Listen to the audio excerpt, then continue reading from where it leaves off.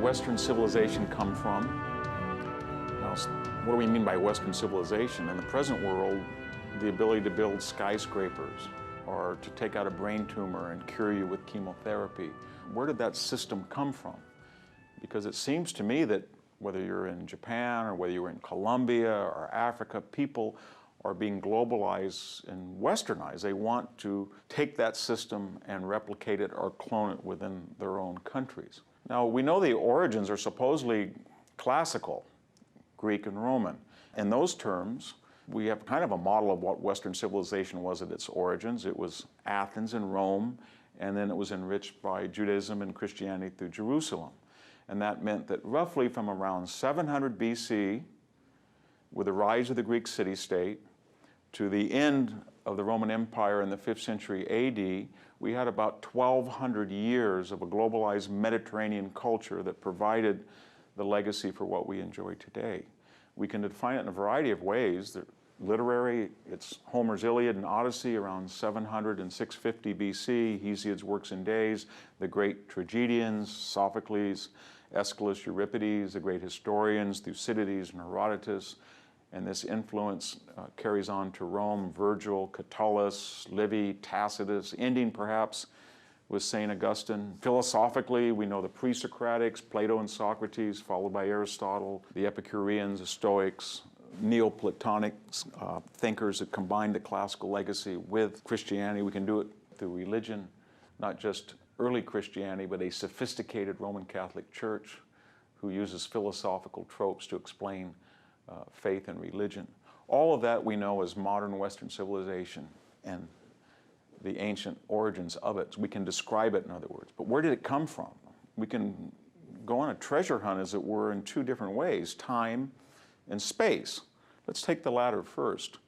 Let's go through the Mediterranean and see if we can find it. We go to Egypt, and there's a colossal civilization from 3000 BC to around 700, 600 BC, and then it doesn't seem to have any influence. I'm not saying the Greeks didn't borrow from the Temple of Karnak for their early Doric architectural order. Or I'm not saying the Egyptian eye doesn't appear in classical Greek art. I'm not saying that Koroi and Korai Greek statues look like this and they have an Egyptian frozen smile. They do, but not the core of Western civilization. There's nothing in Egypt that would explain constitutional government, free market economics, private property, the ability to explain natural phenomenon by reason and logic rather than faith and superstition, the triumph of the individual, a notion of personal freedom and liberty.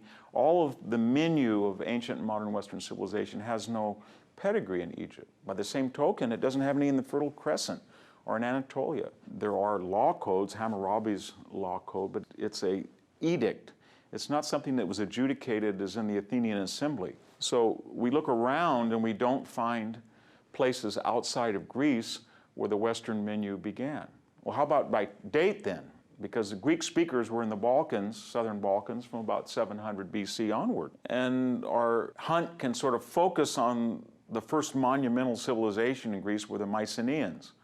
Remember, these are palatial cultures that built fantastic architecture. And if we look at these ruins today at Mycenae, I mean, my gosh, there's a 70-ton lintel over the monumental Lion Gate. We can go to the Palace of Nestor in Pylos, and we know that from about 1900 BC to their fall around 1200, there was a sophisticated civilization. They even had a record system, Linear B, a primitive form of writing.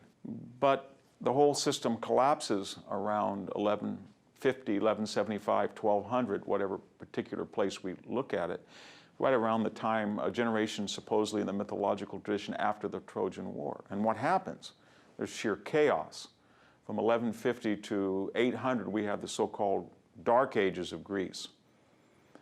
That monumental civilization is lost. People become nomadic. They turn away from agriculture to sheep and cattle raising. There's a barter system. The know-how of knowing how to write in Linear B, writing Greek in Linear B, is lost. And that would mean that somebody in 900 BC could walk along the ruins of Mycenae, and he would see the Lion Gate, and he might fall into a Tholos tomb. He said, my gosh, These were supermen. These were people that had names like Ajax and Agamemnon. They were probably Mycenaeans. In other words, most of the Greek mythological tradition in the Dark Age was trying to make sense of monumental ruins in their very midst that they couldn't explain. It was completely abandoned. We don't know if it was because of climate, disease, natural phenomenon, the so-called sea peoples, but this monumental civilization had vanished. And in its place, we had chaos, desolation. And when civilization returned to the Balkans, yes, it did concentrate in some of the Mycenaean centers at places like Athens and in the Peloponnese, but it was very different. It was completely antithetical to the Near Eastern model that had characterized Mycenaean civilization. We had about 1,000 to 1,500 Greek city-states. They had something called an agora, a place where people could come and freely communicate and freely barter and exchange goods. There was an introduction of coinage. They took a Phoenician script and added vowels to it, and the Greek language now metamorphosized into what we know as today as Classical Greek, alpha, beta, gamma, menenide, theae, etc. That language was developed with the rise of the city-state, monumental temple buildings, Temple of Zeus at Olympia, and then the classical period characterized by the refinements on the Parthenon. All of this was sort of an intellectual, material, economic revolution, and it was, again, antithetical to the palatial model that had come from the Near East and Egypt that had characterized prior civilization in Greek. And it's very akin to our own, so that when we read Antigone and about the plight of a woman who is brilliant and has been oppressed by a male-dominated society, or we read Lysistrata about the folly of war and the anti-war movement, or we read Plato about whether it's better to be hurt or to hurt somebody. These are the same issues that we're struggling with today because we are Greeks. Okay, so we've sort of solved our problem. We know that Western civilization, that is, present America through the British Empire, through European civilization and the Enlightenment, the Reformation, the Renaissance, classical Roman imperial and republican tradition that goes back to Greece. We can go back to Greece, and we can't go back any further. Further between 700 and 800 BC, there's nothing like it. And there's nothing like it anywhere, not Japan, not the Mayans, not the later Aztecs. Now we get to the central crux of the investigation today. Well, what caused it? I mean, the climate is the same as the Mycenaeans. They still are in the Mediterranean. Why all of a sudden, between 8 and 700 BC, do we have this explosion of something called a polis, a city-state? Well, to answer these questions, we've got to remember we're in the pre-industrial, pre-scientific world. And that means we're in the agricultural world. Today in America, we're eating 1 out of 100 people produces the food for us to survive one more day. That means 99 of us can make movies, we can drive, we can conduct open heart surgery, we can build a freeway. That was not true in the ancient world. It took 9 out of 10 people to produce food. So if you're going to look at changes in culture, you better look at agriculture. And lo and behold, when we go back to Greece between 800 and 700, we see a revolution, both a social and a scientific one. Somewhere around 8 to 700, people began to master the art of grafting, and that meant that they could take very fertile cultivars of fruit trees, we're talking everything from plums to olives, and graft them onto very durable species of olives that had roots. A wild olive is all root and no fruit, and a cultivated olive is all fruit and no root. So if you can combine the two, you can start to expand the area where these species can be grown and they're much more productive. At the same time, scientific agronomy started to investigate in everything from manures to putting lime on vines to stop birds from eating the crop, to understanding what was the precise dates to plant. It wasn't just empirical, it was theoretical and abstract, scientific, so to speak.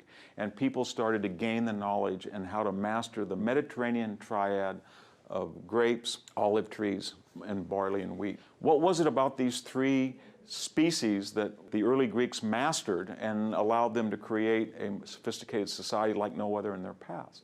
Think about it for a minute. If you are out on a 10-acre plot of ground and you have to feed your family, what is it about these 3 crops? Well, wheat and barley, which ripen in the Mediterranean world from May to June, provide you with bread, the bread of life, a staple, carbohydrates. You can make a gruel, a soup out of barley, and so you have a stock staple food that you can have a 10-acre farm, you can have 8 acres that you can plant to barley and wheat. And with scientific progression, you can get sophisticated species that are more productive than earlier species. Second, you can plant grapes. Now, what was so good about grapes? Well, think about it for a second. It gives you a non-perishable beverage through wine. If you have a staple grape crop, you have wine. You also have fresh grapes for 2 months out of the year, and you can dry them into raisins. And suddenly the parameters are starting to expand. An autonomous farmstead now has bread, barley soup, they have wine, they have some dried raisins, and they have fresh grapes in the summer. And we add now olive oil to the combination. What's so good about olive oil? Well, it provides almost everything else you need to get along in life. When you crush olives and you make them into oil, you have a very healthy cooking fuel. You have oil for your lamps. You have grease for your axle. And once this triad started to be refined, people found they could be autonomous, average people. There's other advantages to the triad. Think about where they grow. You need flat, terrace ground if it's on a hillside, nitrogen-rich soils for wheat and barley, but not for grapes. Some of the best wine is stressed. By that I mean it's on thinner soils and at higher elevations. And olives will grow almost everywhere in the world up to 2,500 feet. What this meant is if you look at Greece today, about 40% of it is flat land. Another 20 to 30% is rich land, but it's rugged and had not been farmed before. But as population started to increase, Greeks found that they could go terrace land and they could make vertical farms, so to speak. They could have wheat and barley, grapes a little higher, maybe 200 feet higher, and then olives on the crest. Each of them complementary in the diet, and each of them complementary as far as their requirements for soils. But there were other complements and symbiosis that we don't even appreciate today. Think about what you have to do to consume olive oil or consume wine or consume bread. You can't eat barley, you can't eat an olive, try it, it's very bitter, and you can't just take a grape and smash it and drink a glass of red wine. They all have to be refined. In the case of barley and wheat, they have to be threshed and milled. In the case of grapes, they have to be pressed and fermented. In the case of olive oil, they have to be cured and pressed into oil. And that meant on these small farms, people traditionally would have a threshing floor, they'd have a grape press, they'd have an olive press. In other words, when they grew things that the city and the people had disconnected from agriculture did not have, they did not just sell a raw product, the proverbial method of exploitation, oppression in every society. They had control of a finished product. They had a second stage in the food process, so to speak. And now we're starting to see how this synergy began. People found that they could take land that other people had not discovered, that it would be quite adequate for grapes, olives, and grains. And I could call this internal colonization, if you will. They discovered that it was rich in the diet and complementary in the diet, and it had to be refined and they could control it. There were a couple of other key elements to the triad, and one was labor. We're talking now about a family of 5, maybe with the addition of a slave, maybe not. But notice the harvest dates. May and June for grain, June and July for grapes in the Mediterranean, September, October, November for olives. There's not a press to do everything at once, and it's a very economical method of dispersing labor throughout the agricultural year. There's one final component to this complex paradox, and that is they're diversified. If you're specialized, you can master one thing. You can be the greatest grain grower in the world, and you might know more about grain than any other farmer, but you are very vulnerable. If you have a hailstorm in June, you can lose your grain crop. You may be the greatest viticulturist in the world, but if you get a frost in March and destroys the bud, you have no crop. And what we see with diversification of these 3 crops is the farmer still had access to different crops if he were to lose one. So a rain, a flood, an insect infestation, depending on where it happened and when it happened, it did not wipe him out completely. In other words, he was autonomous, he was independent. we're trying to find out why and where Western civilization develops. We have to look at agriculture. We have to look at the Balkans. We know that much. And we see a revolution between 800 and 500 in which agricultural production becomes much more efficient, much more flexible, much more diverse, and it becomes empowering. Now, that's the key word, empowering socially, economically, politically, and militarily. Who were these people who began to discover the advantages of diversified agriculture? Well, we see them in the historical record. They can be an echo in Aristotle's Politics. They can appear on inscriptions. And politically, they want to protect their own property. They went out of the Dark Ages, they went out and fabricated a system. They have property, they want to pass it on, especially if you plant olives and vines. If you're 70 years old, why plant an olive orchard? Only for two reasons. You have children, and you can protect that property without a king, a Persian grandee, an Egyptian monarch or theocrat saying that they own all the land, or a Mycenaean lord that says you have to bring it up to the palace. No, it's yours, but you have to form a constitution. So we start to see constitutions formed for one reason originally. Ancient lawgivers are worried about the protection of property. Not individual freedom at first, but property. I own this, I developed it, I want to pass it on to my children. And out of that, all of these disputes, do I have a water right to this creek? Can he trespass through my garden? All of these issues then were started to be adjudicated through a consensual process. And in the early constitutions of the city-states, and we have some of them, about 50% of the people could participate who owned property. We can call it oligarchy, we can call it moderate democracy. The ancients called it politics, politeia.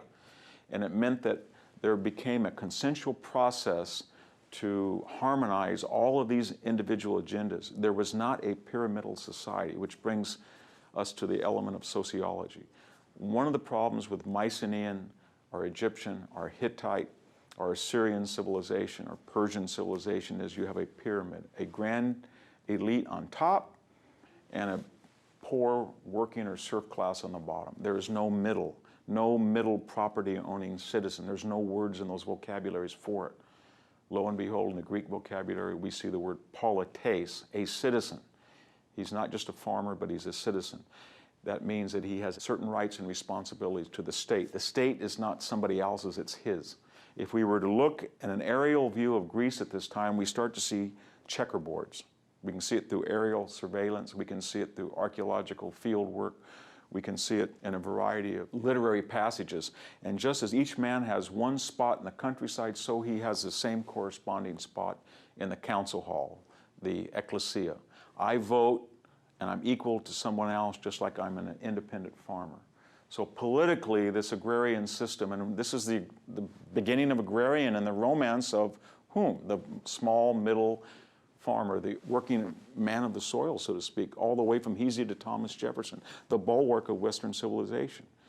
Economically, remember what we're talking about. We don't have a serf class who's taking their wheat and taking their grapes and taking their olives and being whipped in as they go into a central redistribution point with a Mycenaean lord clicking on his linear B tablet what you bring and what the government owes and then giving you a little pittance back. Instead, we have people who are threshing their grain and they're coming to town with their own property, threshed grain, and they are bringing wine into town and they're bringing olive oil and they're saying you're going to buy it on a competitive basis.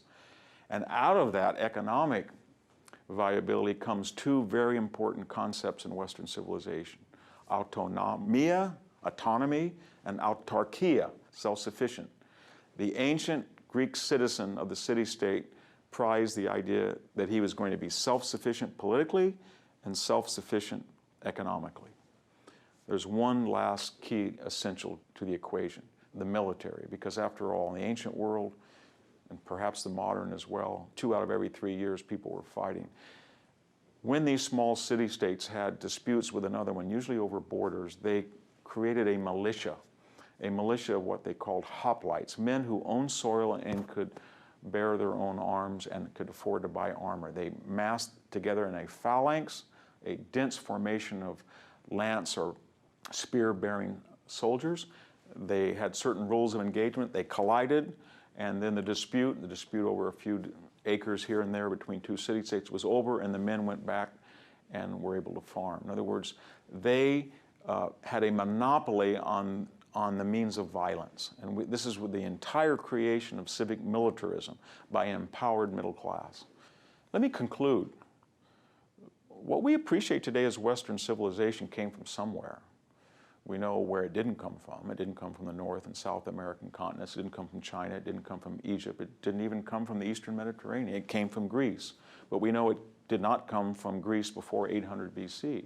We know it didn't come after 300 BC. It came in a critical period of the city-state. But that means something. It means, where do they get these ideas? The city-state's geography, the city-state's racial pool, it was no different than anywhere else. Greeks were not inherently smarter than Africans or stupider than Africans. The climate was not better in Greece than it was in Malta, for example. What happened was that for a variety of reasons, the collapse of civilizations on the Mycenaeans, the Dark Ages, people were left on their own. They began to develop a Mediterranean triad. They began to create agricultural surpluses. The population began to thrive. They had a method of conflict resolution that was quick and logical. They had a political representation. They had outlets for individual expression and economic activity. And all of this, which originated with the idea of the small family farmer, flourished and came into its own through city-states, where more and more people were able to break out from the farm. They weren't dependent on the drudgery of farming because farming itself was so efficient and was creating bounties and surpluses.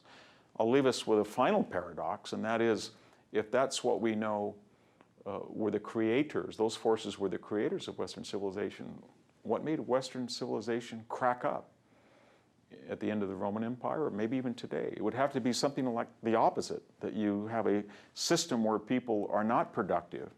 They don't feel they have a stake in their own economic future. They don't have political representation. They don't have control over their own military. They don't have a freedom to say and do what they want and experiment scientifically. They don't have a pride in a large middle class. In other words, you would have a small elite on top, poor people on the bottom, vast property holdings, and people not invested psychologically, materially, economically, socially, culturally, militarily in the body politic. That would be the antithesis to the creation of Western civilization.